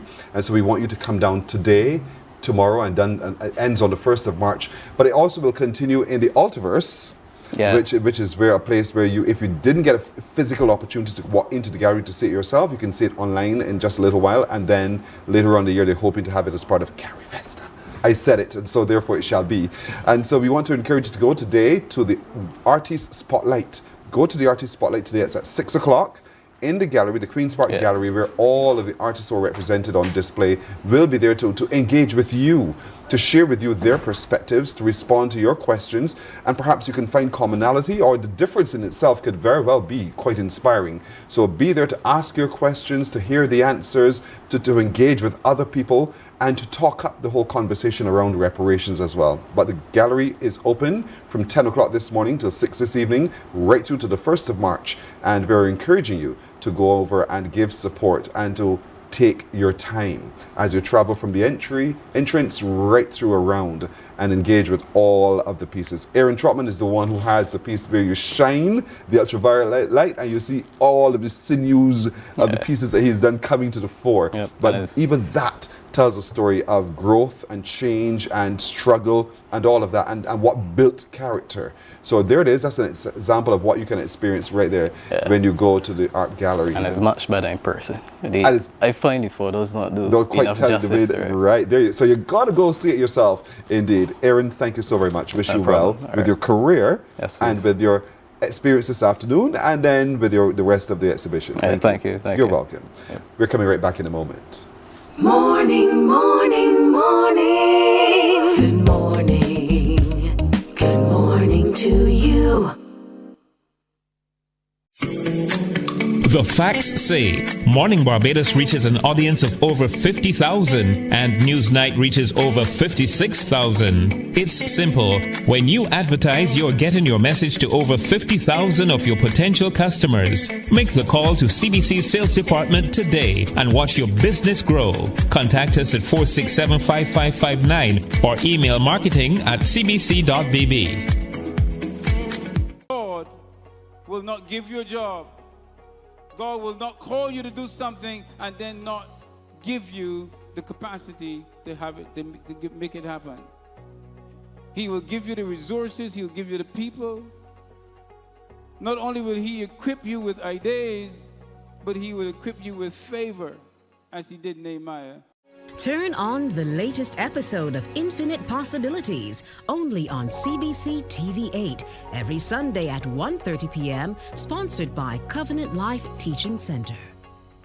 Morning, morning, morning. Good morning. Good morning to you. 7, and we continue our journey now looking at self-actualization. We must evolve as a people, and part of that evolution is understanding how we feel and to be able then to adjust our responses as a consequence of what we now know better about ourselves. Joining us as we navigate this journey is what I call the change maker in Tony Olton. Tony, good morning again. I will call you Professor Pearson.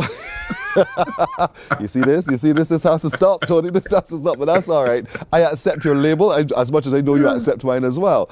And so we want to continue this journey. Last week you left us with homework of journaling our emotions just for a day, so that we begin to understand how we feel.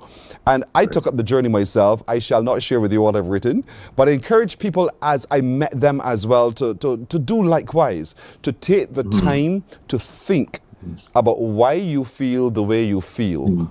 And in thinking about it and writing it down, pouring it out with the whole objective of replacing it with something positive. And so I know that's part of the journey we're on. Today, I know you want to take a look at labeling so we understand what we're dealing with. Why is that important? Clarity. Simple so. Naming, labeling provides clarity. Think of going to the doctor. Think of taking your car to a mechanic. When you go to the doctor, you have a general sense of, headache, pain, something, or you take your car to the mechanic, you hear a noise, or it's driving the way you would want to think something has changed. So you communicate as best as you can your own assessment of what the issue, what the complaint is. What does the doctor do?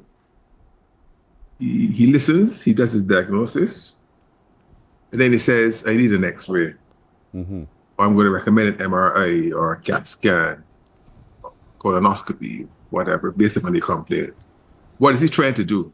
Well, from your reporting, he or she has a general sense of what could possibly be wrong, he uses a diagnostic tool so that he has clarity or she has clarity as to exactly and specifically the nature of the problem. Similarly, when you take your car to the mechanic, you give your report, he will ask some questions, he begins to get a sense of a challenge.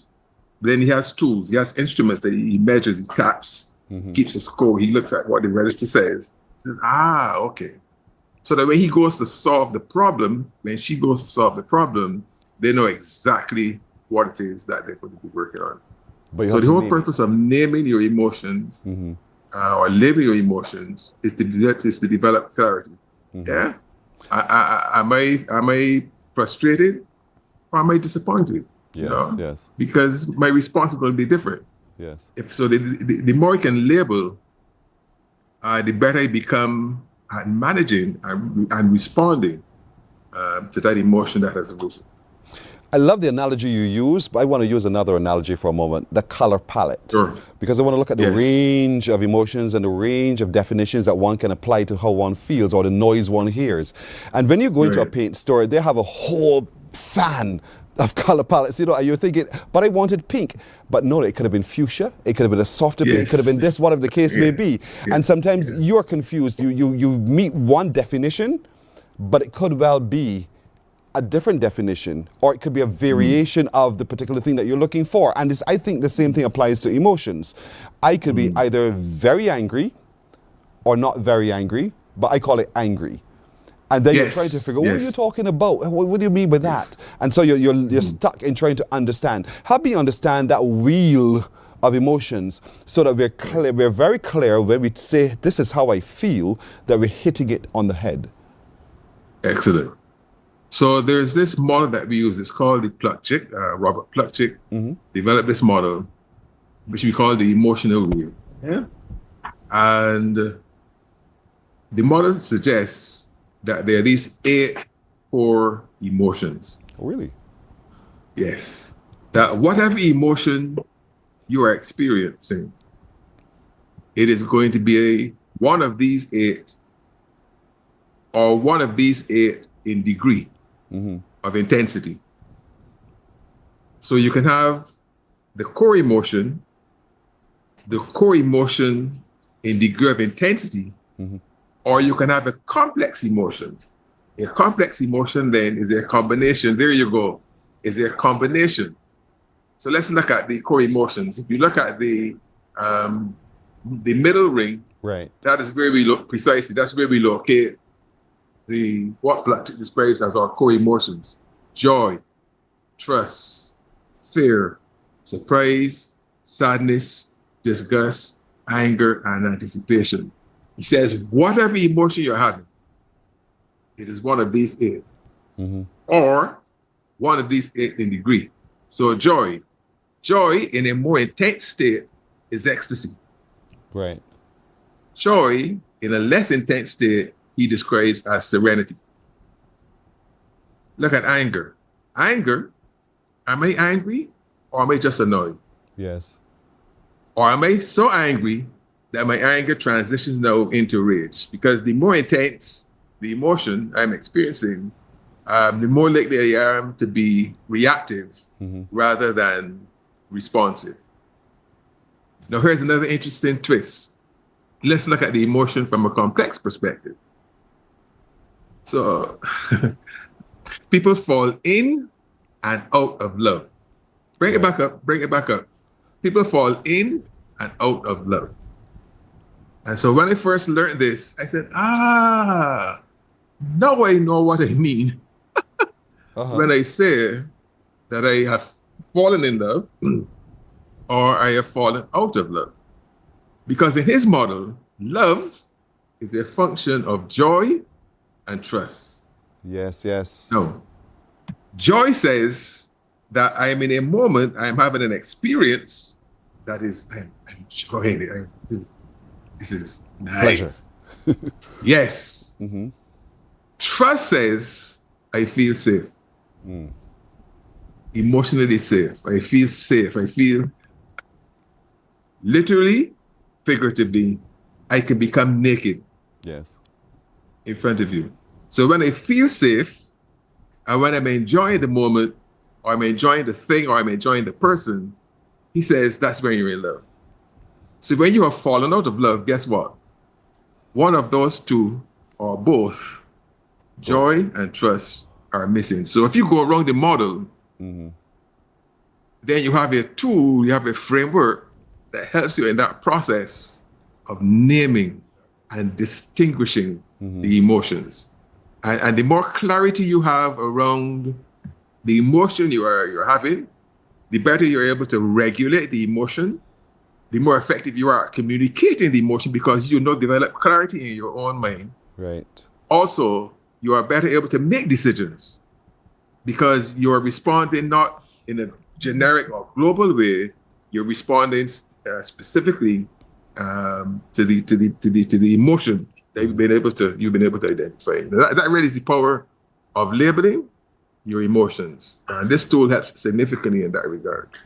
You got that right. This really helps significantly in that regard. And I wish we could take a copy of it now, because I think sometimes as we begin to really take this seriously, we need to be able to keep that in the forefront. It's like the bullseye. Yes. We're watching that and we're using that as a guide, so we are able to better label and define just how we're feeling at any given time, and the triggers that will come into place to help us to be able to understand that. And so is that available? I could get a copy of, by the way? Absolutely, absolutely. I don't mean just for my production crew who put it up on the wall there for you, you know. No, you will have your personal copy. I thank you, sir. I thank you very much. And so we once we understand it, and we talked about going from anger to rage and the like, or just frustration and that kind of thing. How else do we manifest how we feel so that we better understand what it is that we are dealing with? So remember we said in a previous edition, we said that emotions are messages to you about you. They're messages from you to you about you. One of the things we know is that the body always tells the truth. You can tell me whatever you want to tell me. It is what allows, for example, when police are investigating and they're quizzing you, when you're coming through the airport and you have something illicit, because you have that awareness, something happens to your body. Temperature is probably 21 degrees, and you're perspiring profusely. Yes. So that is some evidence of the relationship between what's going on with you and how it manifests in your body. You're driving down the street, and a child runs across, or someone runs across your vehicle. Something happens, you get to twitch. So here it manifests. Or you're struggling with an issue, you're experiencing some moment of stress. You begin to get headaches, you begin to feel pain in this part of your body. Yes, because emotions are chemicals, as we said before. These chemicals go all over our body and they affect every single cell in our body. I'm quite sure you've heard the joke where a person who is a black person or engaged in a person who's Caucasian and talks about the fact, you are more colored than I am. Because as your emotions are raging, I can see you going from pink to red to blue. Yes. Because those chemicals, because of our melanin, that change is not so evident. But Caucasians, you can see when they have the emotional responses, the changes that take place within their body. So emotions are very, very, very, very real things.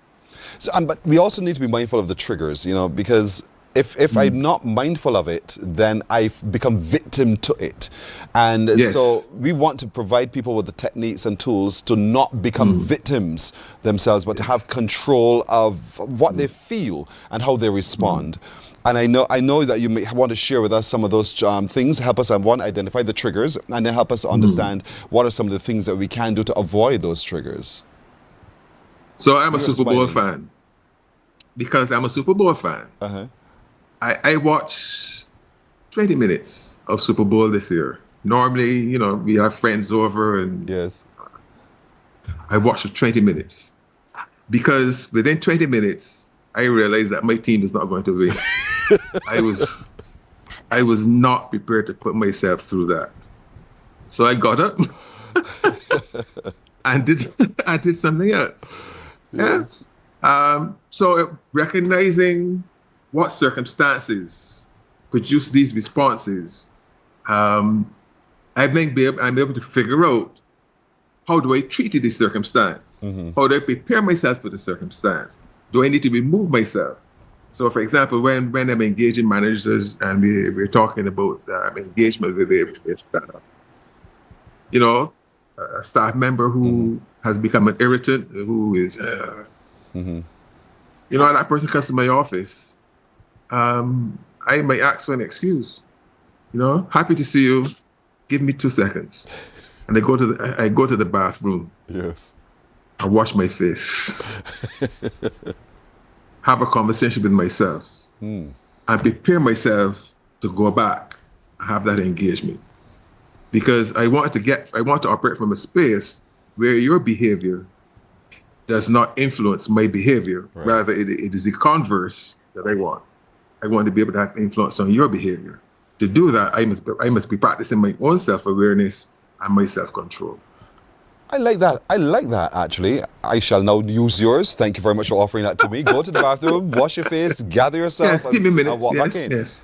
Yeah, that's the whole point. Yes. You know what I do when you pick up the phone, you go like, "Hi, good morning," and there's a voice on the other, and you go like, "Jeez, you again?" Tony, I do. Listen, what I do is I hit the desk so hard, bam, and the frustration goes. It goes immediately. So for me, that's part of my. So you're not going to hear it in my voice. You're not going to experience it because I've just released it. Boom. While that sounds like a violent reaction, the reality is that I've found a way to me to distance myself from that emotion. It no longer has control over me.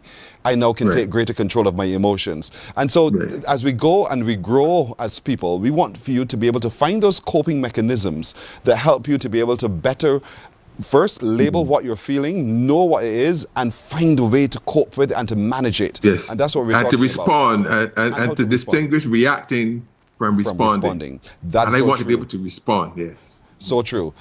Give us the homework now. What are we doing this week? Last week we had to journal. What's the challenge? Practice naming your emotions. And using, you can Google it. Yes. The Plutchik emotional wheel. Practice using that wheel. When circumstances arise and you're reflecting, what did I feel? What am I feeling? What was I feeling in that moment? So Google the Plutchik, Plutchich model, the Plutchik emotional wheel. Okay. And there you go. Let's use that as our template to be able to define how we're feeling. Yes, Tony Olton, I shall report to you next week, God's Spare Life, and let you know how I felt, how I managed all of this, so I can define my emotions, so that when my production team gets me mad, it's not. It might be a mad. No, Professor. Yes. Your team does not get you mad. Your madness is your response. Yes, sir. See, there you go. That's part of the growth I'm experiencing now. So, Pearson, it's your response, and you surely should know how better to respond. Yes, Tony, thank you so much as always. I'm looking forward to next session with you. Likewise. All the best. Thanks. Likewise. Okay, bye-bye. Morning Barbados continues in just a moment. Morning, morning, morning. Good morning. Good morning to you. God will not give you a job. God will not call you to do something and then not give you the capacity to have it, to make it happen. He will give you the resources. He'll give you the people. Not only will he equip you with ideas, but he will equip you with favor, as he did Nehemiah. Turn on the latest episode of Infinite Possibilities, only on CBC TV8, every Sunday at 1:30 p.m., sponsored by Covenant Life Teaching Center.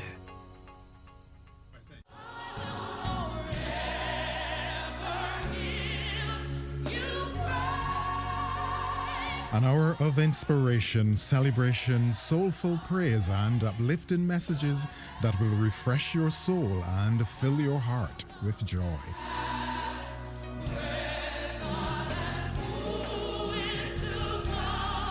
Q Gospel, Sunday at 4 p.m. on Quality 100.7 FM radio.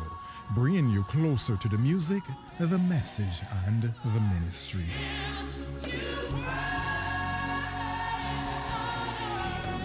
It's your Sunday moment of praise and purpose, where faith meets music. Q Gospel, Sunday at 4 p.m. on Q 100.7 FM. Welcome to Nature's Discount, the ultimate health food store. At Nature's Discount, we have thousands of quality products at great prices.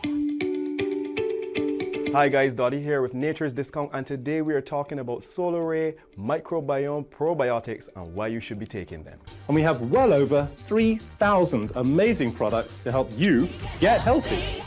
For your health tips, tune in to CBC TV 8 every Monday, Tuesday, and Thursday for Nature's Discount, sponsored by Get Healthy Incorporated. Our world today is not the world God wants it to be. One of the reasons which will surprise many is that our planet, its governments, and its peoples are all living under the weight of Satan's rule. From the beginning of mankind's existence to today, human history is the written record of what it means to live under the rule of the devil. Yet that rule is coming to an end, and what a difference that will make. Every Sunday at 9 a.m. on CBC TV 8, tune in for Tomorrow's World, sponsored by the Living Church of God.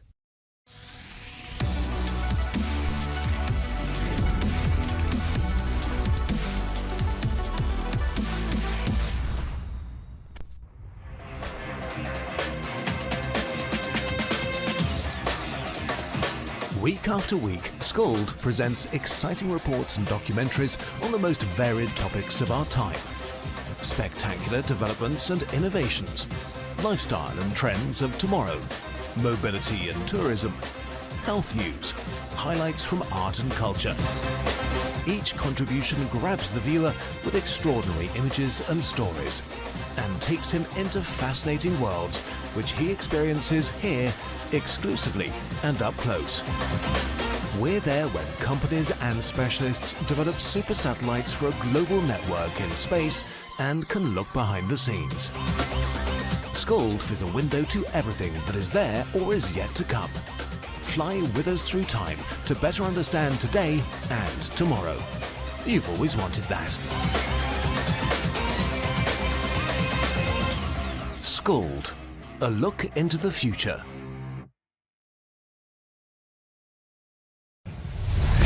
CBC TV 8, the home of championships, will be bringing live coverage of Gold Cup, NAPSAT, and BSAT in the month of March. Packages are available for sponsorship now. Contact your CBC sales representative today or call 467-5559.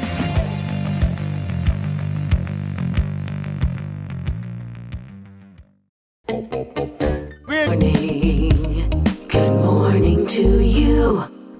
10 minutes now to 8 o'clock, and she can sing. Monique McKay joins me right here on the set. Monique, good morning. Good morning, Pearson, and good Sing, morning, sing, Barbados. sing. Good morning to you. All right. There you go, indeed. And you know what? She gets it, because we were talking with my crew, who are very disrespectful to me, don't you think? No words. All right. I will not sow the root of dissension. So I reminded them we need to start journaling our emotions, our reactions, those kinds of things. And I was told that you like that. I like that. Yeah, I think it's a great idea as well. Not to let the time get away. Today we're talking about how to use the art of curating for a luxury space. Yes. And how to use furnishings to be able to do that. Absolutely. So talk to me, girl, because this can happen. All right, this can definitely happen. So when we talk about luxury furnishings, we don't have to think super pricey. Luxury is also a feel. Luxury is a look. When you go into a store and we're going to buy a sofa, yes, craftsmanship, material, longevity, but we don't usually walk into a furniture store and say, who's the craftsman? Yes. What is the base on this furniture? The main thing in layman's terms is longevity and comfort. Yes. That is a luxury piece. It could be $1,000. It could be $10,000, as we know in some of the stores. It's about the feel. It's about not the cost. It's not the cost. So we don't want luxury to put people in fear. Right. Luxury pieces also elevate a space. If this space was dark, but then you have it where you walk out in the morning and you're feeling excited, oh, maybe that's your luxury piece. Right. That is your piece that you're putting in your home. So when we do speak luxury, we're not saying an astronomical price where people can't afford. We want people to feel luxurious in their home. So how do I feel luxurious with a basic piece? I call it basic. Well, you don't make it basic. You surround it by things that personalize it to you. Right. So if you like collection spoons because your grandmother raised you and she said these are quality pieces, guess what? Maybe you'll put them in a beautiful arrangement on your coffee table around your ordinary piece that may be, you could have longevity in it, but you surround it by things that make it pierce. Look at this monitor. Okay. This is interesting. This is very interesting. So this is a dining room table, something that we actually have in stock.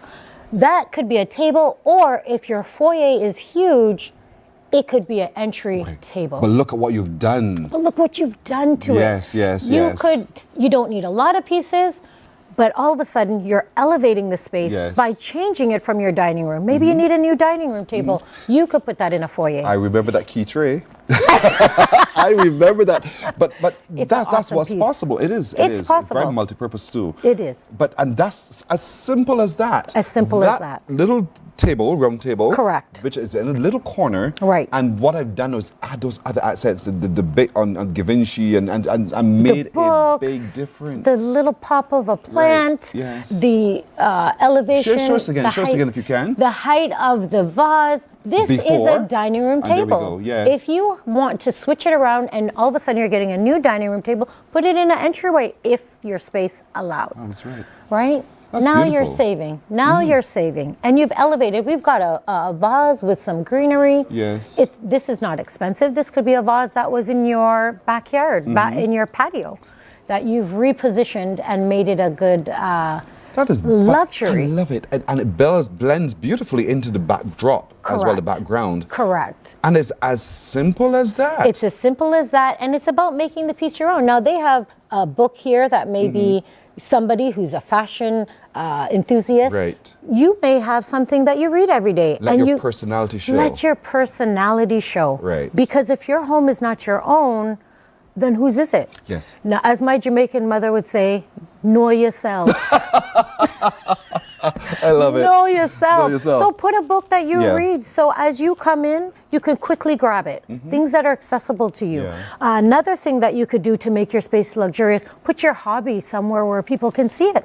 What's your hobby? Your hobby. If you like to play guitars, put it in your living room. Stand it up on something nice.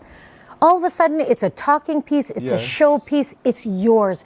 Your best friend who likes to collect spoons is not going to have a guitar. Right. Make it your own.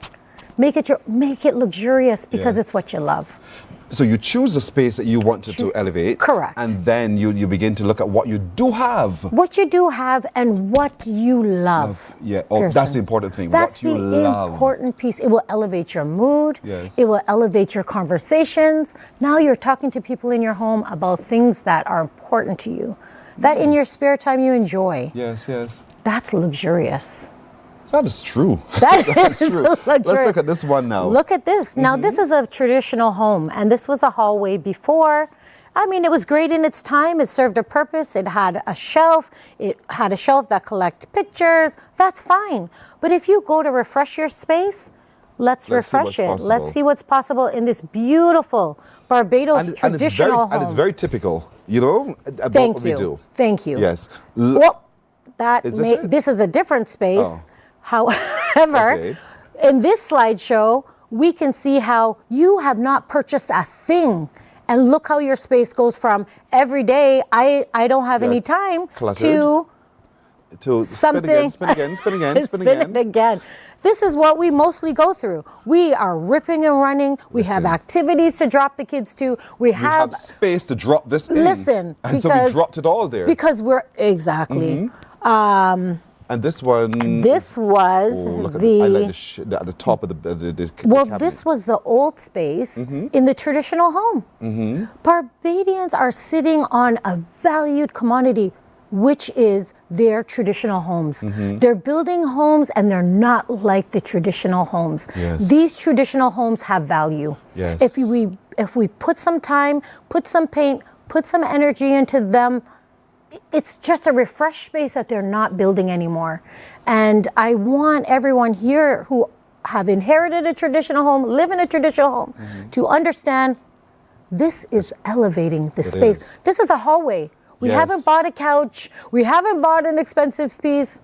And look at the elevation. Wow. You get up in the morning. You're going to feel exactly. You're skipping down the hall. Yes, yes.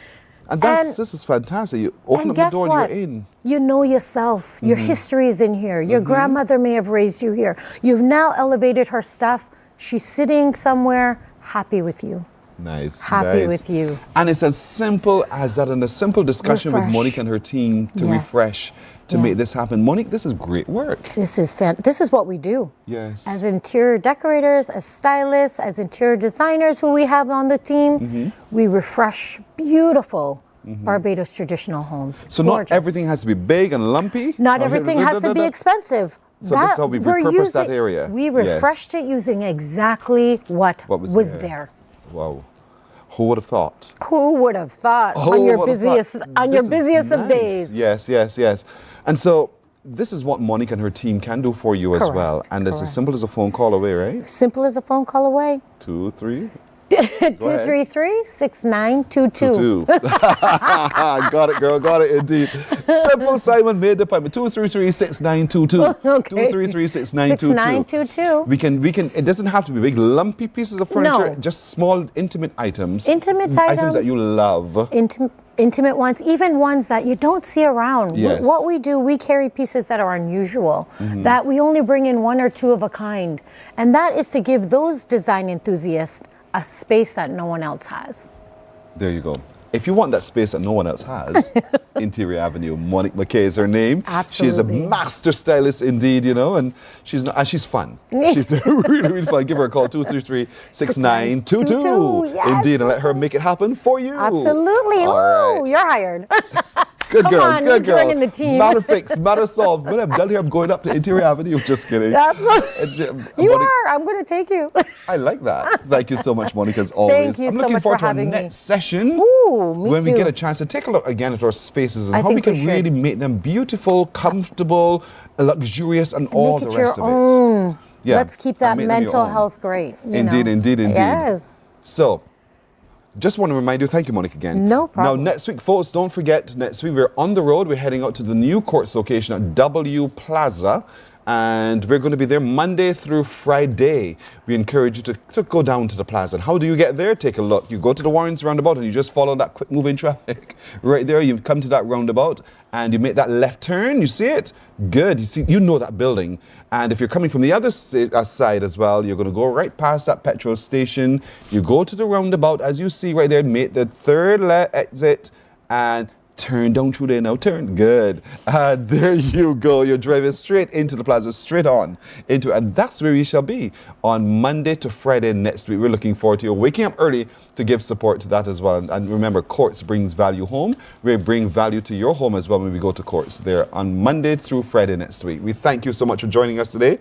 Our little crew with Monique and me, we say thank you, and we do look forward to seeing you again tomorrow. Take care. Bye-bye. Too short when Monique and I say bye-bye. Quick. There you go. Bye-bye.